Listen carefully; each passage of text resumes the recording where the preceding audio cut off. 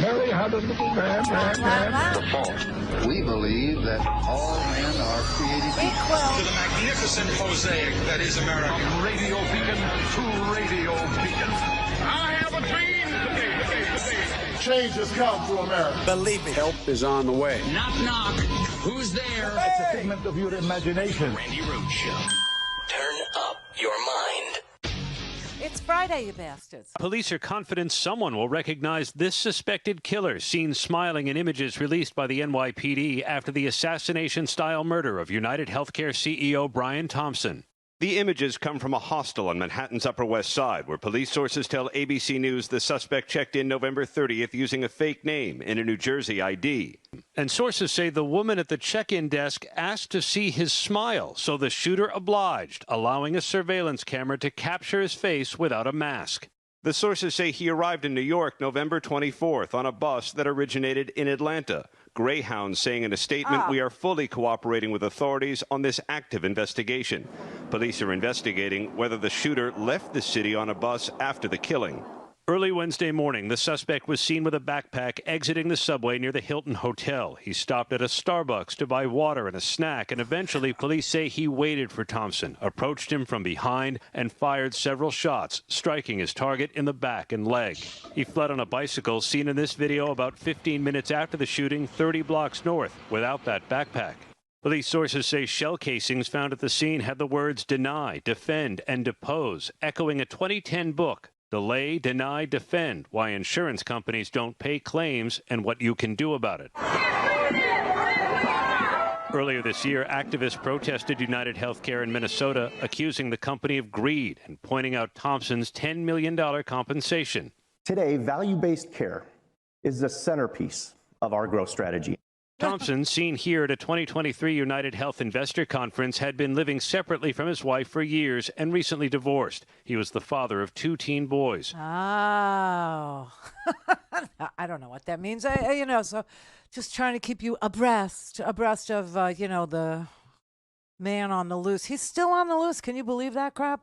The cute guy that's smiling in the photo there, yeah, he's the shooter, and he was a Jersey guy. Apparently, had a Jersey ID.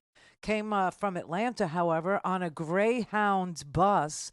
A Greyhound bus.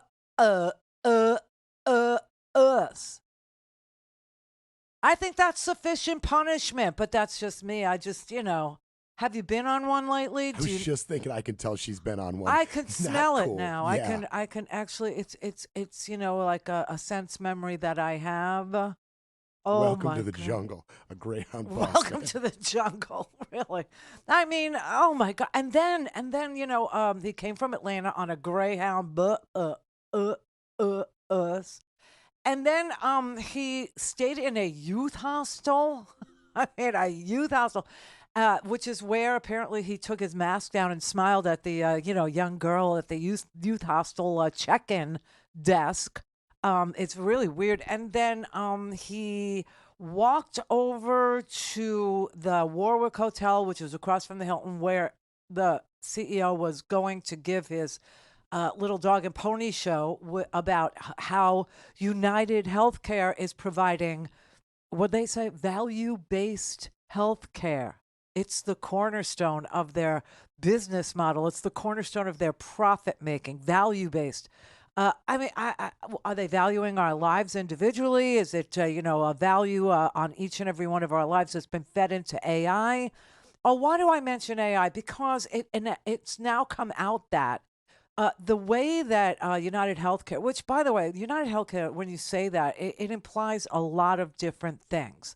Because it's humongous. It's one of the biggest vertically integrated healthcare companies in the history of the world. It's the new healthcare monopoly, if you will. It's they own nursing homes now where they're billing themselves. It's crazy. They own a Medicare Advantage private insurance plan. They own a Medicare supplement. Now, don't get confused, okay? I'm going to say this as cleanly and as clearly and as crisply as I can. Medicare Advantage is not a supplement to Medicare. It is a substitute for Medicare.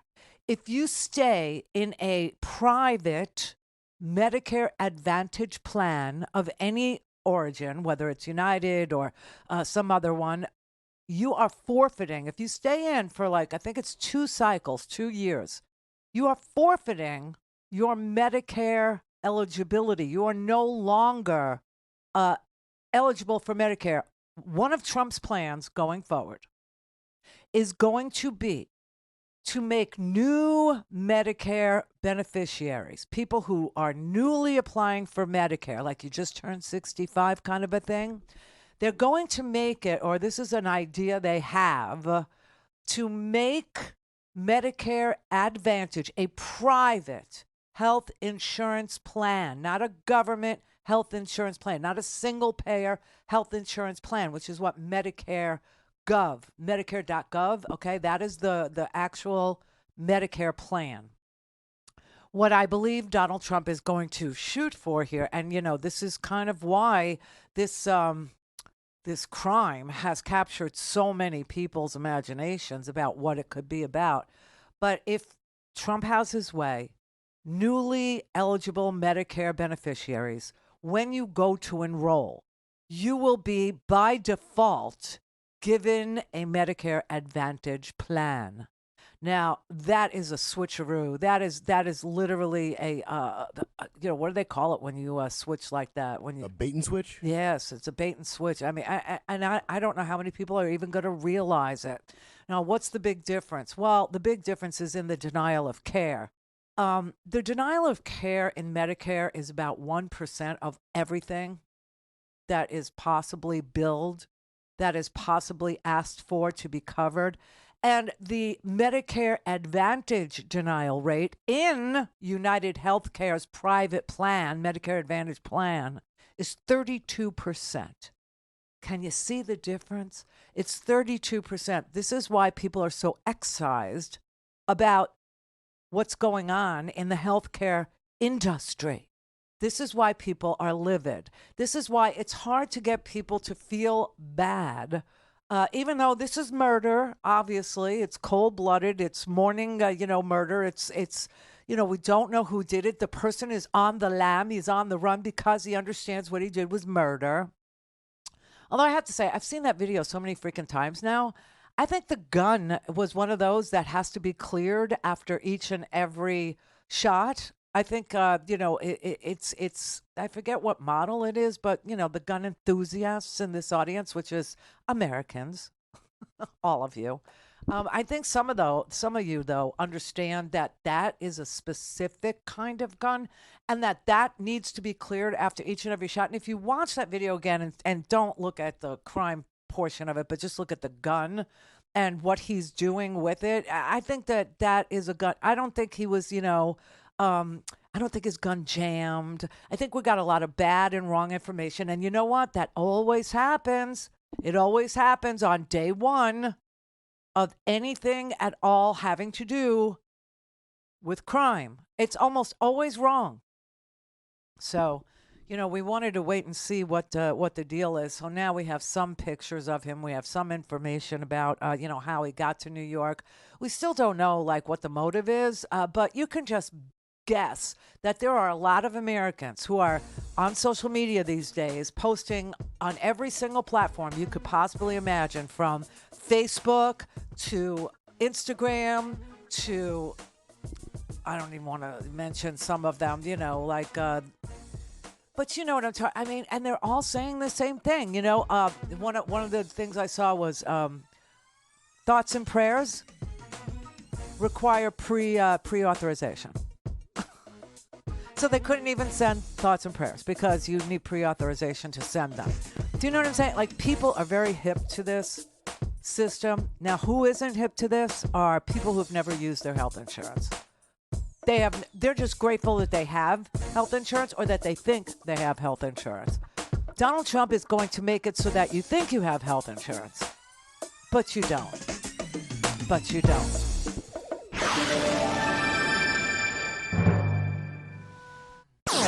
All things Randi at RandiRhodes.com. Go for launch. Speaking truth to power, the Randi Rhodes Show.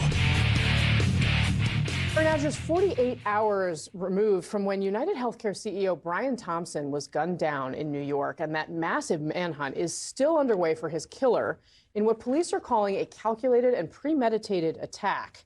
In a new statement, the United Healthcare Group says this, quote, "While our hearts are broken, we have been touched by the huge outpouring of kindness and support in the hours since this horrific crime took place. But this killing has generated a very different reaction from some on the internet. Just take a look at some of these comments found under a CNN video about this story online. These are just a few, among dozens of hateful comments that we found, including one saying, quote, "Sorry, my sympathy is out of network." The New York Times writes this, quote, "The dark commentary after the death of the 50-year-old insurance executive from Maple Grove, Minnesota, highlighted the anger and frustration over the state of healthcare in America, where those with private insurance often find themselves in Kafkaesque tangles while seeking reimbursement for medical treatment and are often denied." And that frustration is something that doctors say they've seen from patients throughout their careers. I see people when they're at their lowest, when the system has failed them. And I'm frankly not surprised. They feel abandoned. They feel exploited. They feel lied to when it comes to the healthcare system, and especially insurances, because of the things you mentioned: denials, prior authorization, narrow networks, the cost of healthcare. It's been going on and bottling up for a long time. United Healthcare has already been the focal point of ire for Congress because it's vertically integrated. They're buying up doctors' offices. They own the largest PBM, which controls the price of prescription drugs in the country. They're the most aggressive on denying claims. I think United Healthcare will get more scrutiny. I think the whole private healthcare system needs more scrutiny, okay? The idea that when you're in Medicare, real Medicare, the government single-payer system, you have about a 1% chance of having your claims denied and almost zero chance of needing pre-authorization for anything. For anything. A doctor recommends that you go see an orthopedist. You go see an orthopedist. You don't have to call up an insurance carrier and ask if you can get pre-authorization to go see an orthopedist or to see, a hematologist or whatever the specialty is. Now, the private insurance companies, they have an interest in keeping you from getting there. Why? Because it's one of the really weird services that people buy in this country. Okay, so the idea that these companies make money when you don't use their services versus making money when you are using services from a company is the distinction that only healthcare, and it's all I could think of, maybe you could think of one, I don't know, I don't really want to know, but it's the distinction of healthcare private insurers.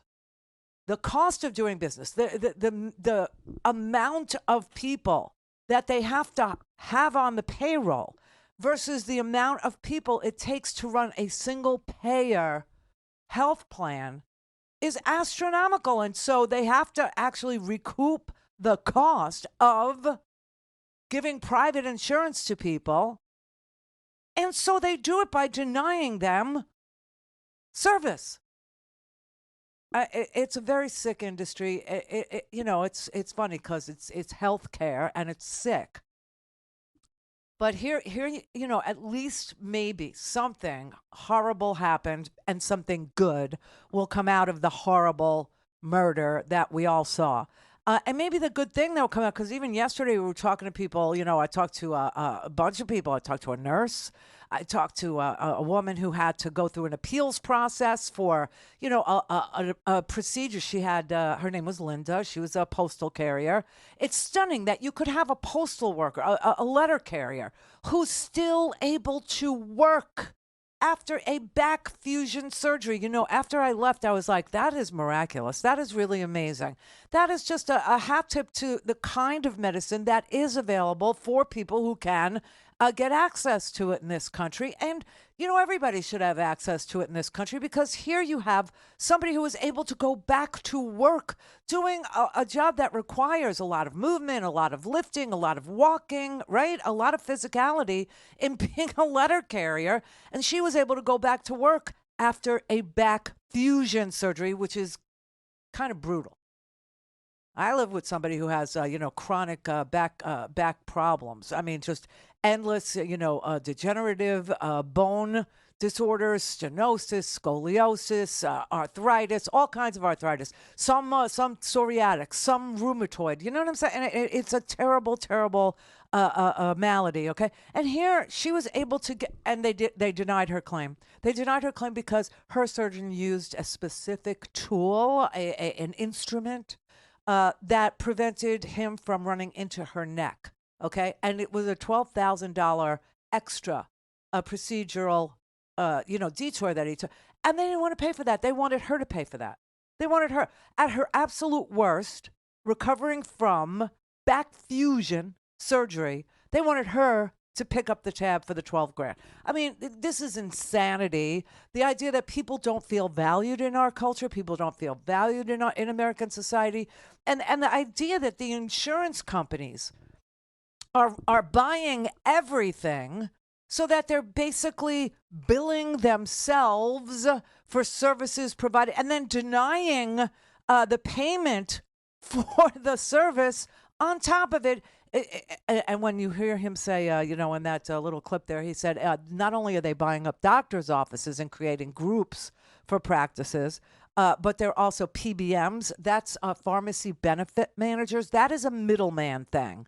And we don't need a middleman thing, okay? And they've put a middleman thing into the purchasing of pharmaceuticals.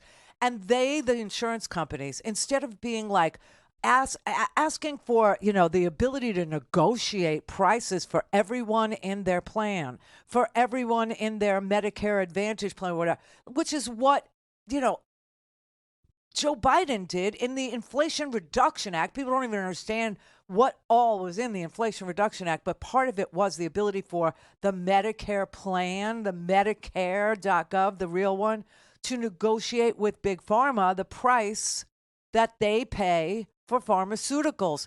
Because the group is so huge, they had a lot of leverage, and they're able to bring down the prices of commonly prescribed drugs like insulin, for God's sake. They were still charging $1,000 a month to diabetics for insulin, which is a 100-year-old drug. 100 years old. What does that mean? No patent. No patent.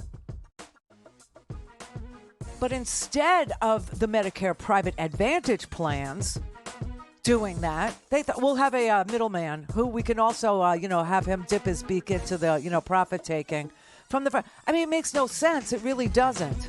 But this is where we find ourselves. And if Donald Trump becomes the president, Donald Trump will become the president. It's so hard to wrap my brain around this, that we are such a putrid country that we would do this. We would elect a felon. We would elect, his cabinet is made up of nothing but billionaires, basically. Billionaires and Russian agents. Billionaires and people who, build their cars in China. I mean, it's breathtaking. Call in, connect. To speak to Randi, call 561-270-3844. 561-270-3844. Oh, I know you love this. I know you waited for this. I know you did. So today is not only the Winter Free Speech TV Pledge Drive Friday, but it's a match day. It's a match day, everybody. So what does that mean? That means if you gave $100 today, it would actually be $200. How does that happen?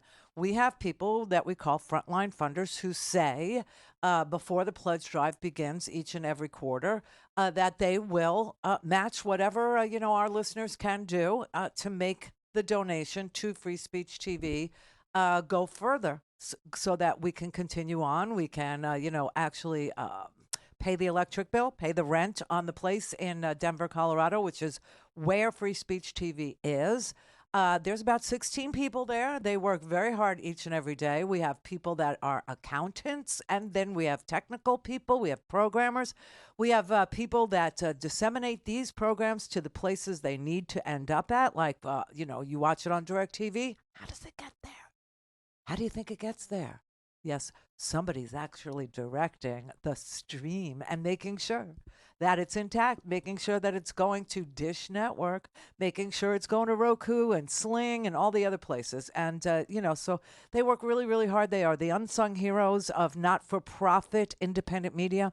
And that is who you are supporting when you donate. So please do, 877-378-8669. And remember, it is a match day, and we thank, I'll just give you a couple of names: Alan in Seattle, Andrew in Bonsall, California, Bill in Boise, hello, Bob and Betty in Milton Freewater, Oregon, and Brendan in Texas, Charlene in Houston. On and on. We'll tell you some more of their names because they deserve a shout out, because they will match whatever you do today up to $10,000, up to $10,000. Can you imagine? So please, visit us at freespeech.org or text to 44321. The letters FSTV, and we'll send you a secure link, and you can take advantage of the match day today. So it's Friday. Are you going to make me talk to myself all day? Is that your plan? You're just going to listen because it's so genius, because it's so awesome. Yeah, I just want you to know that's a heavy lift. Been doing this all week, and I understand it's because the topic is what it is. I get it, but the idea that this is an opportunity for us to actually pay attention to what Donald Trump's healthcare plan. Remember, the last time he was president. Oh, I can't believe I have to say this. The last time he was president, he said he was going to repeal and replace Obamacare 9 years ago, almost 10 now. And he never did that. You know why? First of all, John McCain saved us from the great abyss, which was to repeal Obamacare with the thumbs down. Remember that? Then he became, well, first of all, McCain was singled out by Donald Trump at the very beginning of Donald Trump being Donald Trump by saying that he wasn't a real hero because he liked people that weren't captured. I mean, that was just a very sick and twisted. And now Donald Trump, again, is going to appoint the Secretary of Defense. I mean, the nerve of people to talk about Hegseth as if it's a real pick. Do you know what I'm saying? Like, you have a guy who literally only likes the military when the military isn't deployed, and they come back without an arm or without a leg or two legs. Please, Tammy Duckworth, for God's sake. And then you got this guy Hegseth who demeans her service and says, he doesn't want to see women in combat because they don't add anything to it. It's so vile, so good. But anyway. So it was John McCain who saved us from, putting us into the great abyss of no health care in this here country, because he didn't have a replacement. He didn't have any replacement plan. And then when he was asked in this cycle whether or not after 9, almost 10 years now, he has a replacement plan, his answer was he has a concept of a plan.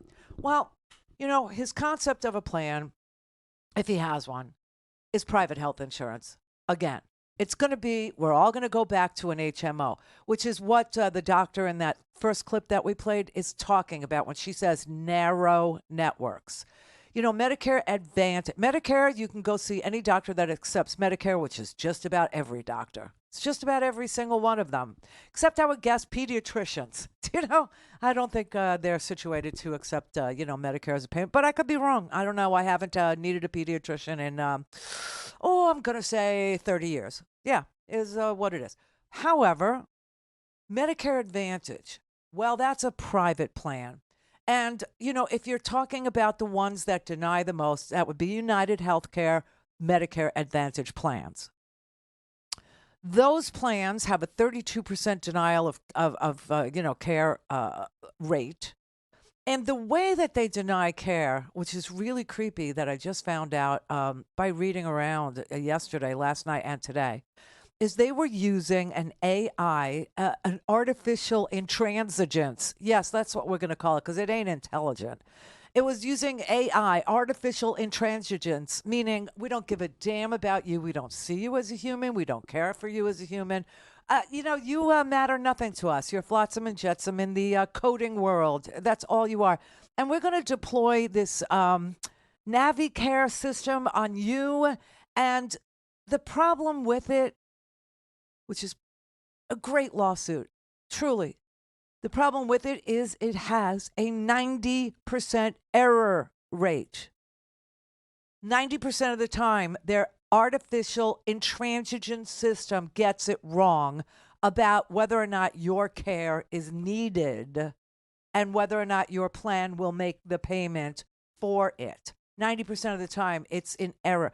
Or you know, if you're the private health insurance company, you say 90% success rate. Because 90% of the denials are erroneously decided by a machine. By a machine. Now, somebody's got to be teaching the machine. And whoever it is a prick.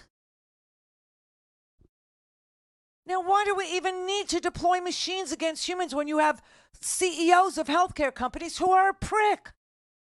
Can't we just go back to the old-fashioned, like Scrooge thing?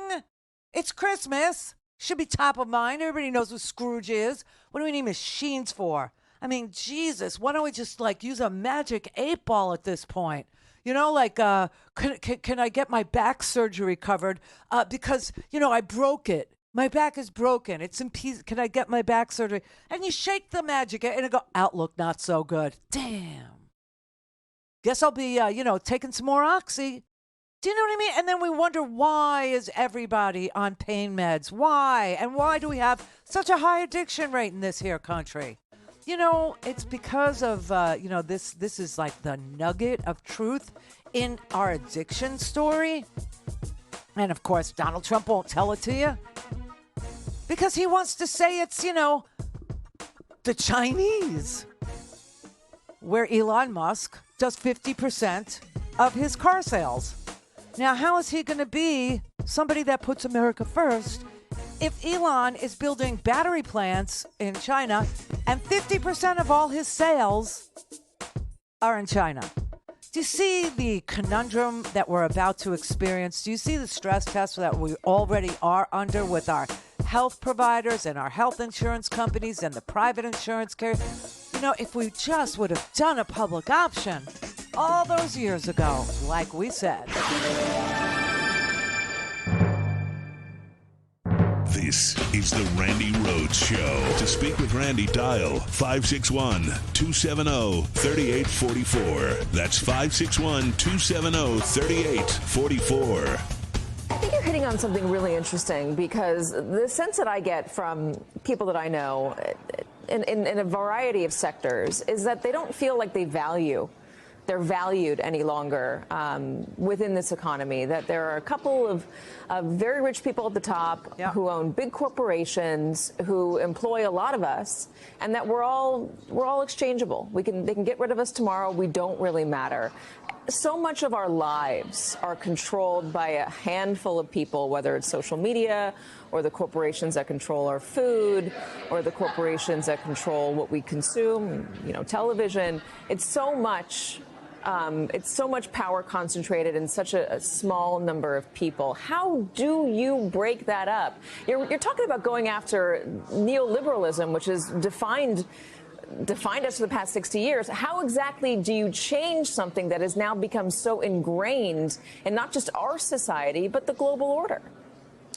Yeah, I think we've been presented with this false choice between market fundamentalism, right? Almost no regulation of the market, the belief that everything the market does will eventually be good for us, and socialism, right? There's something in between, vaguely sort of thought of as common good capitalism, right? Capitalism where we make sure that the rules value workers just as much as we value shareholders, in which we decide that there are some parts of our economy, like maybe the healthcare economy, that shouldn't just be subject to profit and commoditization. Right. And I think that that's the winning argument for Democrats, because there are a lot of folks out there who want to preserve capitalism, but think that workers should matter more than shareholders do. And I think that there is a big lane that Democrats can run through, especially because Trump is populating his cabinet with market fundamentalists, with people who are going to deregulate the economy, who are just going to pass another round of tax cuts for billionaires, millionaires, and corporations. We've got to convince folks that we can preserve the free market, but rein it in so that luck matters a little bit less. Yeah. A small business has a chance to succeed. Yeah. And if you work for a living, you don't have to work 70 hours a week in order to be able to provide for your family. I don't know. Senator Chris Murphy's been out front for the media, for the last few months post-election, and he's doing a really good job of outlining the issues that we're about to have because we actually put a bunch of billionaires in charge of our government, more billionaires than we've ever had at the top of every single agency. They haven't been confirmed, obviously, but that this is the choice of the next incoming president. This is his choice. His choice is to put billionaires with conflicts of interest every which way. Elon Musk is not part of the government, but he's doing this Doge bag thing where he is going to decide, how to protect his billions in subsidies. Yes, government subsidies. Tesla and SpaceX wouldn't exist without subsidies from our taxpayer dollars going to him, right? And that is how those companies, do what they do. They are heavily subsidized by American taxpayers. He gets like about $150 billion from the United States government each and every year.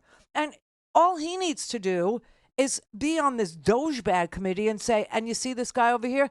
They're competitors. Blue Origin, yeah, so no subsidy for him. No subsidy for the Bezos. Only for me. Can you see how that's not going to produce a progressive capitalist result? That's going to produce an oligarchy? That's going to produce a monopoly on space, a monopoly on EVs? I mean, it is so obvious to anybody who will just take a beat and look at it, and you can see no good can come from this. This is why that I always forget the poem, okay? The poem that says first they came after the Unionists. This is why it says Unionists, because the power of the worker had to be diluted. It had to be taken apart. You can't have more people collectively bargaining in their world. They only want the billionaire class to be at the table. Everybody else eats the crumbs. Everybody else gets the scraps. Everybody else, makes do. And so under Biden, we had this awesome amount of collective bargaining going on for 4 years in every single sector, from school teachers to healthcare workers, nurses, you name it, the United Auto Workers. People got double-digit wage increases through collective bargaining. And now he's going to put some of the most anti-union people on top of his government to destroy all that everybody, sacrificed for. The screenwriters, they didn't know if they were ever going to go back to work, okay? And I think we learned a lot about the Screen Actors Guild, that these were people that work every single day, not the Brad Pitts of the world, but the people who, are extras, or the people who are, bit characters, or the people who, try to get a part every single day, right? And this is how they, survive a very expensive place to live, LA or New York, where you have to be if you hope to snag these gigs, right? If you hope to get these jobs. So I think we learned they want to just take it all apart. And that's the purpose of loading up his cabinet with billionaires. Billionaires. It's an oligarchy that's just... And on top of it, they're going to threaten people's lives. On top of it, they're going to, we're sitting here saying that there are people who worked really hard to shine a light on the fraud that was Trump University, to shine a light on the fraud that was the Trump charity, right? The Trump Foundation. You realize the Trumps can't even have a charity anymore. That's how corrupt they were running a charity. You realize that Steve Bannon ran a charity that was, called We Build the Wall, and he kept the money. Okay, these are grifters, and they like it this way. They don't have to work hard. They can't even imagine how we do it every day. They can't imagine how we put on steel-toed boots when we have a broken toe and show up for work anyway. They can't. Like, who would do that? They lie and say they had a bone spur so they don't have to serve. And now they have the audacity to tell us that they love the military and they're going to appoint a guy who has been tagged for mismanaging funds of veterans organizations, a guy who's been tagged with sexual assault. They're going to put him in charge of women in the military. Can you understand how repulsive that is to a woman in the military? The idea of that. A guy who can't hold his liquor, who becomes a sex pest when he drinks and he drinks too much. A guy who isn't even telling you that he quit drinking. He says he won't touch a drop if you make him Secretary of Defense. Now he's trying to parlay that into, I've been saved, I've been redeemed. But I don't see, he goes to meetings. I don't see he did a 12-step. I don't see, he went to rehab. I don't see any of that because he didn't. They're just trying to rewrite the narrative. We already got a Kavanaugh.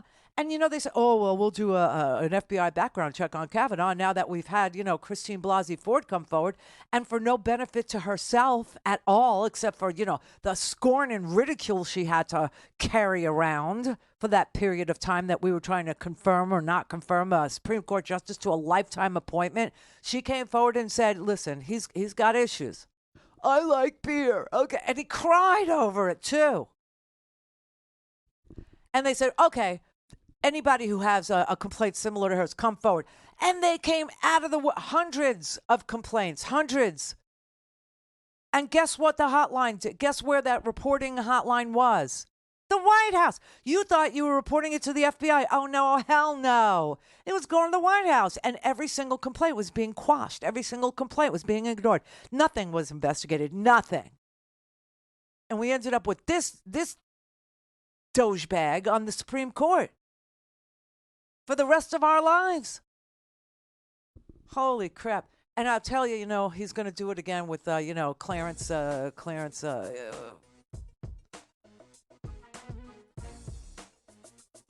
I won't make the joke. Clarence Thomas, okay? He's going to go for 40-year-olds now. Now we're going to go like Kash Patel. Seriously. In charge of the Justice Department. You're supposed to be nonpartisan.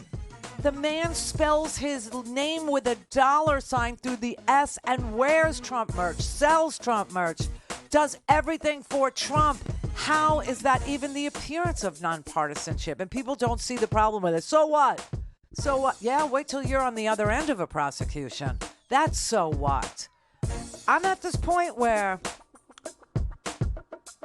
maybe Biden needs to do a preemptory pardon of everybody. All of us. Every single one of us.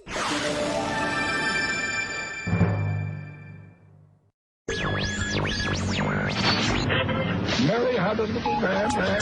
The fault. We believe that all men are created equal. To the magnificent mosaic that is America. From radio beacon to radio beacon. I have a dream today. Change has come to America. Believe me. Help is on the way. Knock, knock. Who's there? It's a figment of your imagination. Randi Rhodes Show. Turn up your mind.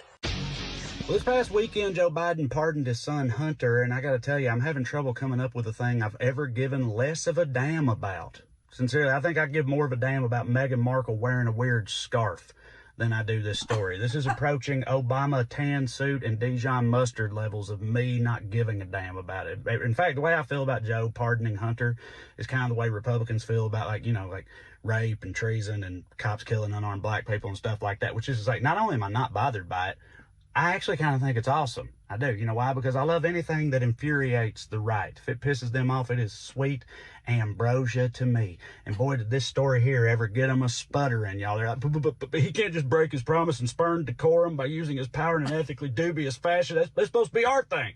Everybody knows that's our thing, right? It's great. I love it. Like, have you really thought about how upset Marjorie Taylor Greene must be by this whole situation? I keep picturing her laying alone in bed like Wolverine in that famous meme, just staring forlornly at a picture of Hunter Biden's. It's wonderful. And no, I don't think it's hypocritical of me either. I don't. All these people are like, I better not hear one word out of the left when Trump pardons the January 6th people after this. Kiss my ass. Really? First of all, he was 100% going to do that anyway. Secondly, when he does, you better believe I'm going to still be throwing around more words than a Scrabble champion on meth, baby. And I'm not going to feel the least bit bad about it either. You know why? Because the January 6th Mayo militia did a whole ass coup on national television, and Hunter Biden lied so he could buy a gun. Perhaps the most American of all lies. As is always the case, it's not not remotely the same thing. Yeah. And to all the people on the left who are like, this is just a bad look for Joe. This could hurt his legacy. Look, I hear you, but it just feels like y'all are still playing the game by the old sane rule book. And I hate to tell you, but back in November, not only did that game end, but the other side flipped the table over on the rule book and has set the whole thing on fire. We're in the lunatic dumbass end game now, y'all. Yeah. Okay, so I say go nuts, Biden. Break all them norms.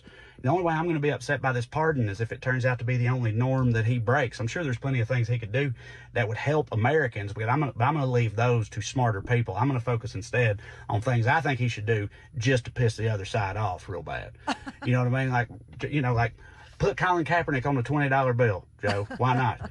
Make January 3rd National Books Written by Women Day. That'll piss them off. Paint the White House rainbow colors. Put some big-ass cat ears on top. Hire Ariana Grande and Cynthia Erivo to do the rest of your White House press conferences.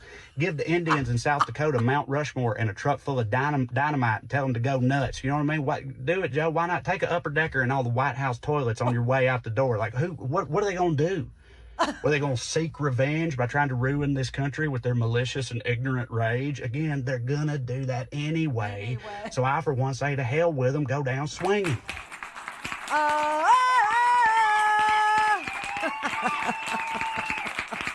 Trey Crowder, everybody. Trey, T-R-A-E, Trey. Trey Crowder. Trey Crowder. Oh, God. We are in the, in the ignorant endgame portion of our, experiment, our democratic experiment. Woohoo, everybody. Woohoo. AI. We'd do better with AI than we would with this guy. I mean, it's, really, this is crunch time, people. It really is. This is the end game. This is, we're going to see a stress test. Again, this is what we talked about all this week. A stress test upon ye. A stress test upon we, the people. A stress test upon our democracy. The experiment called democracy. What is it that you gave us? They asked Benjamin Franklin. And he said, a cacostocracy, if you can keep it. Do you know what I'm saying? Like, this is where we are. This is our, this is the position we find ourselves in. Now, here's some things that, I think personally, and I'm not saying this just to, peeve the other side, although there is that, genuinely chef's kiss thing about it. The first thing that we went over this week was something that is so easily accomplished because it's already done. What? Yes. So you know that 50 years ago, 50, we had an Equal Rights Amendment to the Constitution be proposed, right? And you know that in order to, ratify an amendment to the Constitution, you have to have 38 or 3/4 of the states agreeing to it. Was it 3/4 of the states? Or is it, it's 3/4. So you need 3/4 of the states, which would be 38 states, to ratify the amendment to the Constitution. Guess what, everybody? Guess what?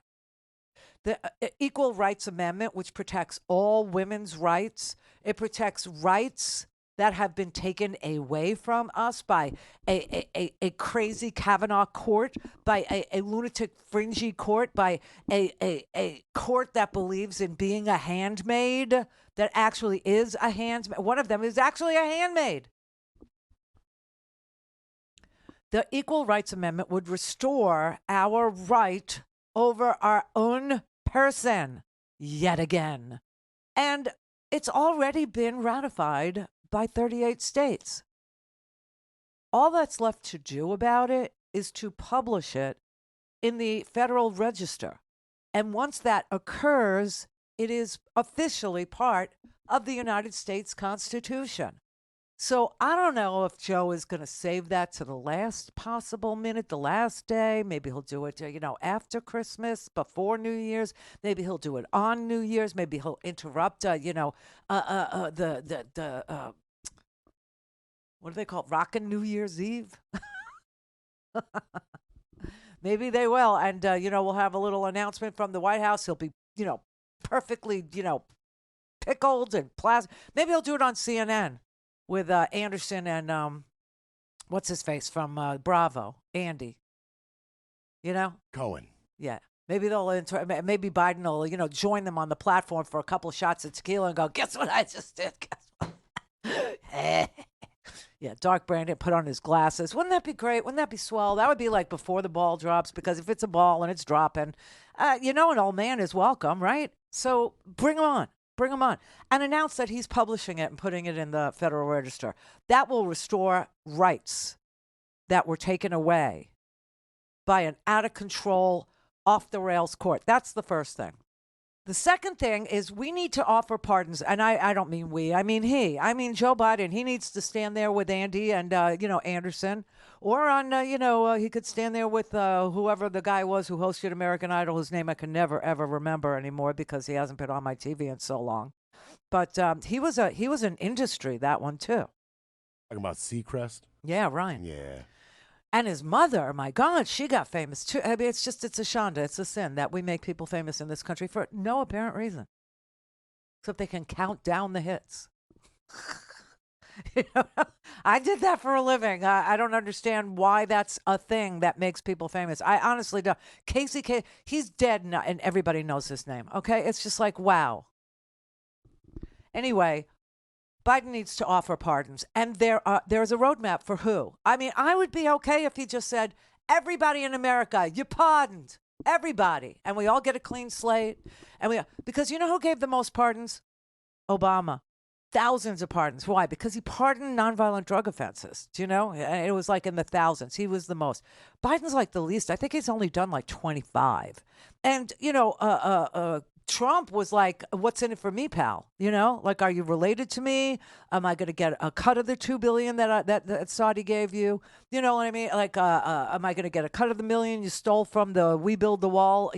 And you know whose charity that was? That was Cole Fash's charity, and he was a wounded warrior. That's why I get them confused, because he was the face of it, and they stole it. They just stole the money. But I'm talking about literally pardoning people that are on Kash Patel's hit list. And yes, he has one. He has a book that he hawks all the time on his podcast. And, he fills in for Steve Bannon all the time. And he hawks that book, too. It's called Government Gangster, I think. In fact, I'm pretty sure I got that one right. And in the back of it, in the index, there's a list of 60 people that he wants to prosecute.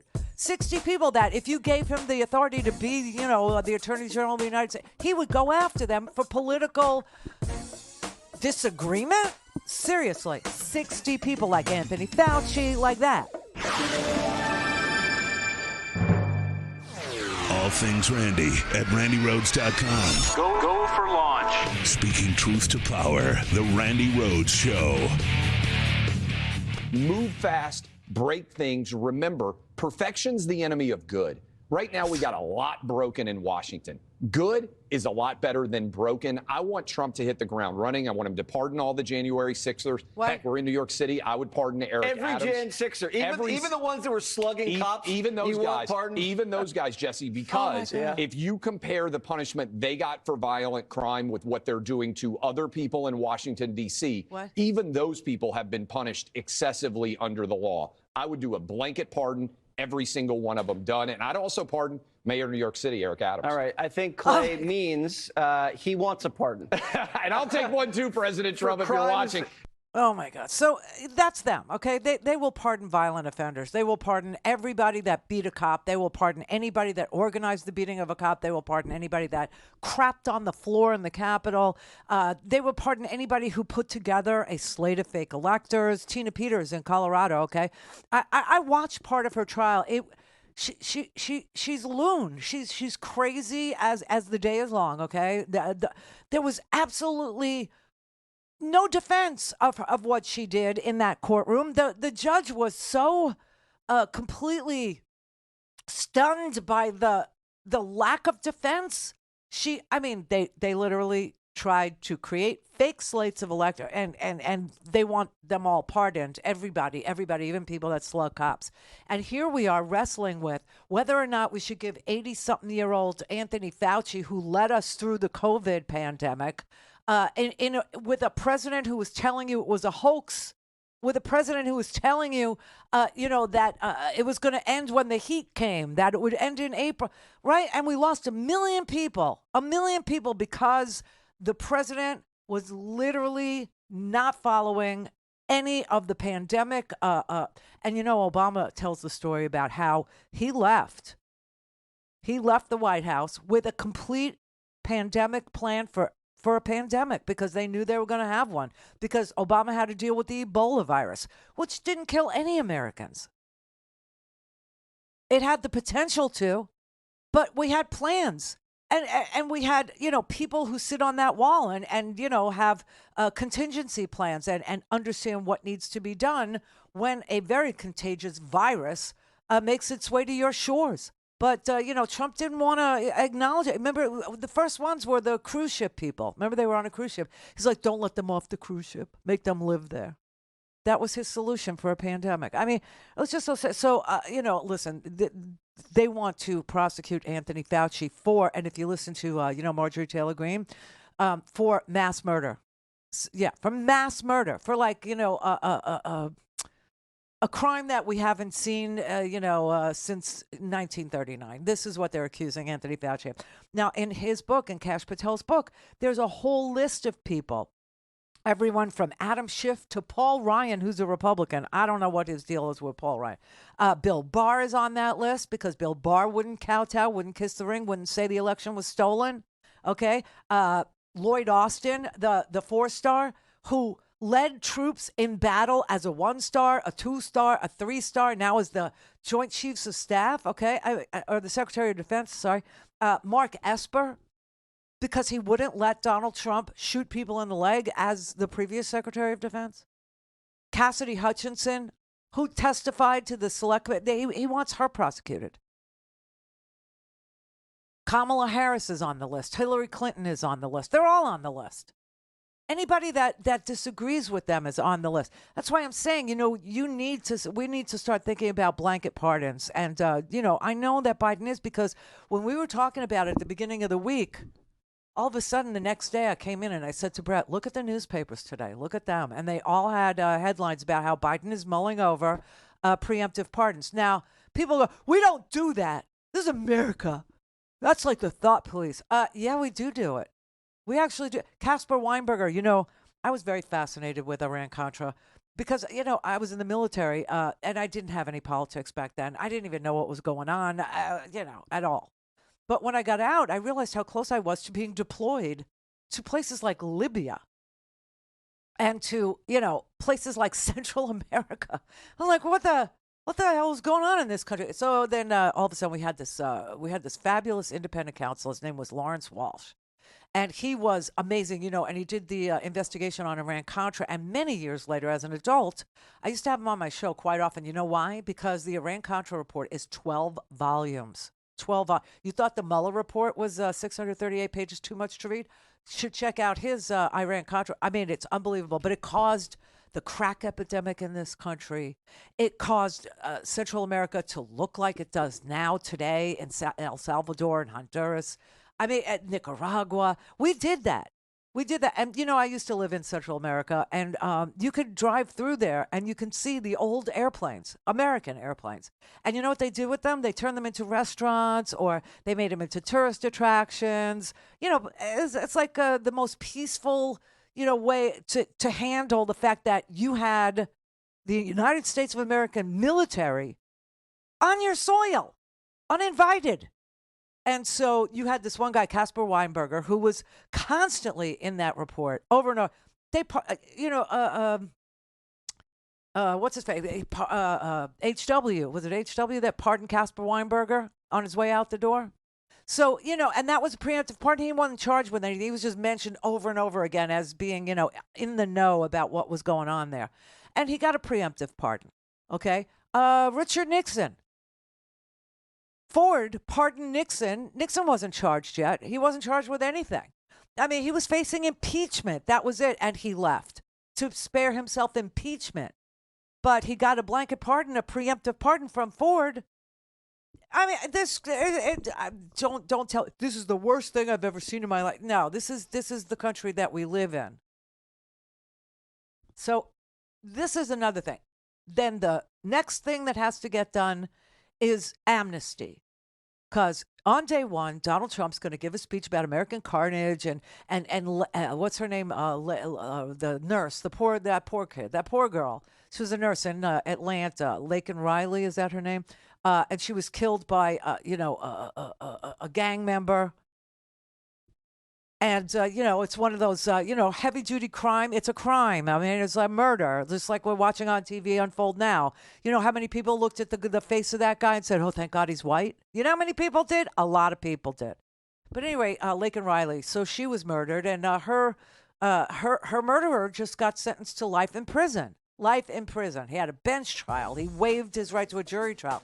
The judge actually sat and listened to the evidence and convicted him in 2.3 seconds. We're not talking about amnesty for him, okay? We're talking about amnesty for DACA, for dreamers, for people who have never broken the law, for people who have been here through no fault of their own, brought here as children, through people who have lived here for 7 years, okay, that's my number, 7 years, and have never broken the law, have not done anything except work for a living and pay their bills. Those people need amnesty. That's the only thing that's going to stop his mass deportations, and I don't want to live through it. And putting people in camps. Do you know how vile that is going to look? Do you know how vile that is going to be? Do you know the fear that's going on in immigrant communities? I do, because I work in one. People are terrified. Call in, connect. To speak to Randi, call 561-270-3844. 561-270-3844. Hey, all right, so it is the Free Speech TV Winter Pledge Drive. This is the end of week one. We only do them 2 weeks every quarter, and this is one of two match days that we will have during this pledge drive. So don't waste it. Don't waste it, because we only have 2 match days, and this is one of them. So what does that mean? That means that there are frontline funders like Suzanne in Catlett, Virginia, and Sheila in Grinnell, Iowa. Yay. Nastasia in Los Angeles, Mike in Tippecanoe County, Indiana, Mac and Tiana in Cowdrey, Colorado, Joe in Washington, D.C., Jerry in Chandler, Arizona, Jerry in Oakland, California, Delaney in Bucyrus, Missouri. Anyway, thank you so much for being frontline funders. What they do is they take whatever you do, like you give me $100, you give Free Speech TV, not me, you give Free Speech TV $100, and they give $100. So your $100 actually is $200. And that's a great thing. It's a match day. And so make your money go twice as far today by calling 877-378-8669. It's right there on your screen. You can go to freespeech.org, freespeech.org. There's no TV in the URL. It's just freespeech.org, and contribute that way, or text the letters FSTV to 44321. 44321, put in the letters FSTV, and we will send you a secure link. And whatever you do, your 10 is 20, 20 is 40, 100 is 200, on and on it goes, thanks to the frontline funders. So please take advantage of it today. And thank you very much for, helping a little tiny island of independent media not be dominated by corporate media, by political media, by biased media. Thank you very much. All right, Jacob in Wisconsin. Hey, Randi. Hi. How are you? Good. Well, first of all, thank you. I love you. You keep us sane, so we appreciate you who are your listeners. Well, have a good weekend. Thank you. Now, I have a question for you, too. All right. Oh, I wanted to ask you about something you had started the show with, about this poor guy who got killed in New York, the CEO. Yeah. I think with a lot of Americans, I hate the healthcare industry as someone who works in it, but obviously I don't want people to be gunned down on the streets. But should we be kind of worried that most of us are totally fine with the fact that, people are using political violence? People? Like plural? Well, the people are okay with it, So, you look at these surveys that more and more people think it's okay to... Wait, say that again. The surveys that say what? That more and more Americans think political violence is an okay way to get their political objectives met. Is the question... is the question, I don't want to parse it, but I don't have it in front of me. Was the question that it's okay, or was the question that it has become acceptable? The latter. I'm worried about that. About political violence. Okay, so here's my solution to political violence, which I don't think any of us in this particular audience are okay with, unless they're hate watching, which does happen. But I don't think most of us are. I agree. Are okay with political violence. So, but here's the alternative, and you have to have one if you're going to say political violence isn't the way. People go, well, then how do they hear us? How do they know we're here? How do they understand how pissed off we are? So I'm all about a general strike, okay? When this is what happened in South Korea, too, and this is where I learned it. The people in South Korea who were seriously disgusted with a declaration of martial law in South Korea because, they had they had the military on their streets in 1980. So some of the older ones, like our age or my age, I don't know, won't speak for you. They remember when the military was on their streets and how hard they worked to make themselves into a hard-fought-for, hard-won democracy. And so they were like, we're just not going to go to work. We're just going to do a general strike. Let's see how they like them apples. And that was a really good way of being heard and seen and understood without any violence. Yeah, I think that's a great idea. And, right. I did too. Working in the healthcare industry, we're all just as mad at insurance as everyone else. And it just seems that both political parties right now, obviously they're different. Obviously, I cannot stand the coming administration, but neither of them has really offered a solution for even the issue of healthcare that we all care about.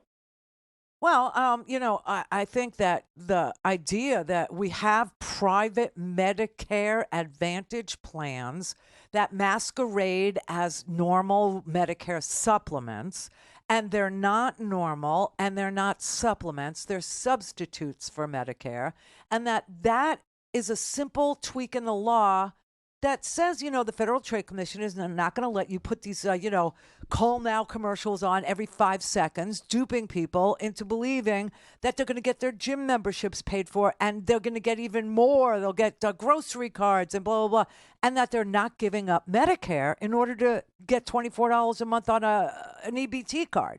Do you know what I mean? So that's something that needs to be legislated, right?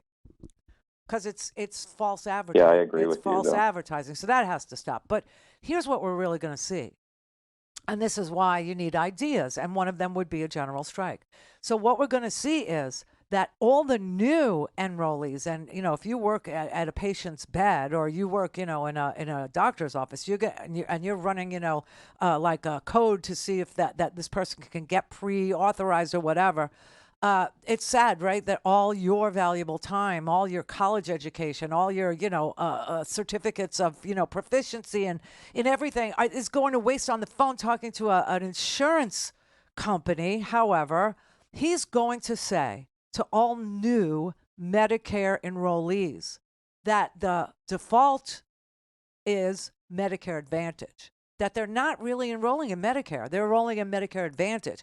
The commercials will go away, because they won't have to have people call to take Part C, which is Medicare Advantage, which is the substitute for Medicare. But instead, they'll just be automatically enrolled in the private Medicare Advantage plans. And people will be none the wiser until they get to you. That's why you need to understand it. That's why doctors need to understand it, which they do, and you do. And that's why ordinary Americans who are about to turn 65 in the Trump administration need to know it, so that they don't get enrolled by accident in a private insurance plan that's going to deny them care. So again, Jake. And I am a doctor, and I do understand it. Okay, so you're a doctor, right? So you do understand. Of course you do. Yeah. Right. And we get people who come in who think they have coverage, and they don't. And that's another thing that's going to make a comeback. Those short-term health care plans that are for catastrophic care only. That cover nothing? Yes, that cover nothing. They're going to make a comeback too. And that's why violence is never the answer, but you have to have an alternative to it. No, of course not. And the alternative to it is just we don't go to work.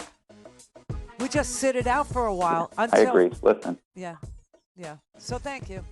Oh, I just want to say thank you. I'm going to see Wicked. Love you, Randy. Oh, you're going to love it. Enjoy. It's so good. I loved it. The only part I did not like, Jacob, I'm not going to spoil anything, is the flying monkeys. It was very frightening to me. Very, very frightening. I did not like it.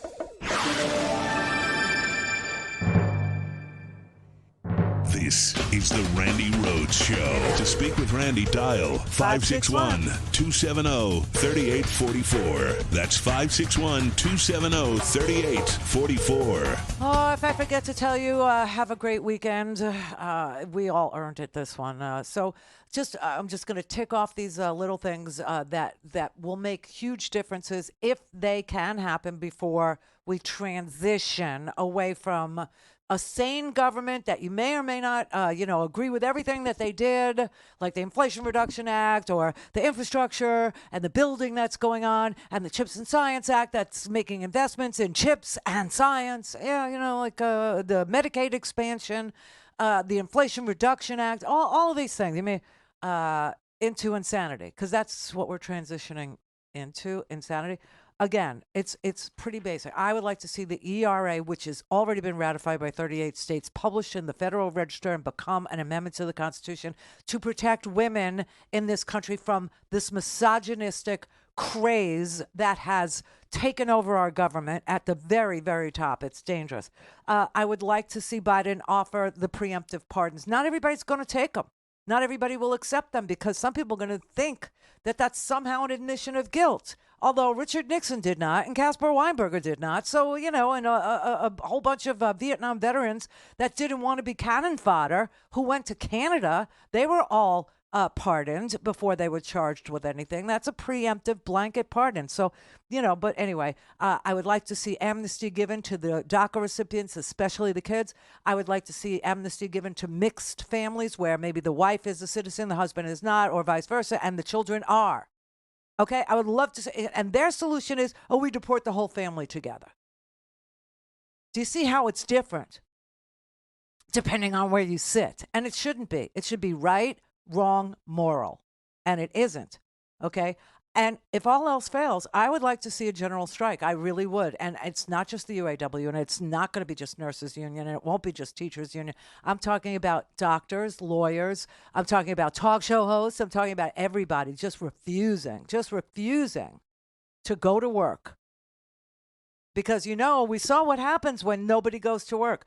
First of all, the Republicans will be very happy because gas goes down to $1.85 when nobody goes to work, right? So they should be all for this. But it will actually make a statement without political violence, and I'm not for political violence. I will never be for political violence. The doctor, I don't know what kind of doctor he was, but obviously he can see what violence actually does in his world. God help us if he was a trauma surgeon. That's all I can say. So anyway, and then, we actually need to vote in the midterm. And then impeach the guy and get it over with. Get him the hell out of Dodge. Give him, a year and a half. I mean, a lot of damage can be done in a year and a half. And you're about to see it. And unless we do the amnesty thing, immediately, and unless we do the ERA women are going to die and people are going to be traumatized. And I'm not telling you that Americans won't get swept up in this, crazy deportation, mass deportation thing that they are, romanticizing. It's just so sad. All right, Julie in Minnesota. Hi, Randy, my queen, my copium. Thanks. First of all, I want to remind everybody that we gave you Tim Walz, we gave you Amy Klobuchar, Tina Smith, Angie Craig, Al Franken, Jesse Ventura, and Paul Wellstone. Yes. So, who actually his driver was my neighbor across the street. My kids spent a lot of time in that big green bus. Oh. The whole neighborhood did. But I have to apologize, kind of for Dean Phillips because he's kind of a douchebag. But Michelle Bachmann, Pete Hegseth, and UHC. Right. Who is my insurer? Is my insurer, by the way. You know what? Mine too. Yeah, it takes 4 or 5 tries sometimes to get things. Well, mine is the Medicare. approved. Mine is the Medicare supplement. It is not Advantage. So, and right, explaining the difference to people is not the easiest thing. But I hope I did some good on that front today. Yeah. Well, I turned 64 in March, so I'm going to say I'm probably not going to have any option but Advantage, and that's what my husband's folks, whose father just broke his hip. They're in Fargo right now. Had to have the ball joint replaced, and now he's in rehab facility. So I'm just praying nothing goes wrong there. Well, he's allowed, if he has Medicare Advantage, he's only allowed to be in rehab for 2 weeks, whether he can move or not. You understand? This is the problem with it. Yeah, I don't know. I told John, I'm really surprised. His dad used to be an attorney. Oh, well, then and I can't believe he doesn't have Medicare Advantage. No, that's no way. No. But they have Medicare Advantage. Oh, they do? They bought that? Yeah,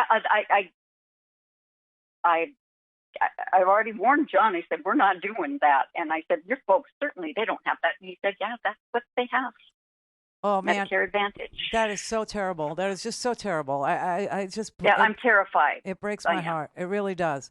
So, when you turn 65 in a year from now when he's the president, and if, they get this legislation through really quickly, I think the way it looks is that it will be your default, meaning they will enroll you automatically in Advantage. Doesn't mean that you gave up Medicare, okay? Means you're going to have to do something proactive in order to choose Medicare. Whereas right now, if you don't choose anything, you're in Medicare. So they're going to flip it. Yes. Right. Gotcha. Yes, I gotcha. Well, we'll see if Medicare's even around. I don't know. But the main reason I called you is because I keep getting, because I get Common Cause. Have you ever heard of Common Cause? Yeah. Okay, so I keep getting emails about this Article 5 convention.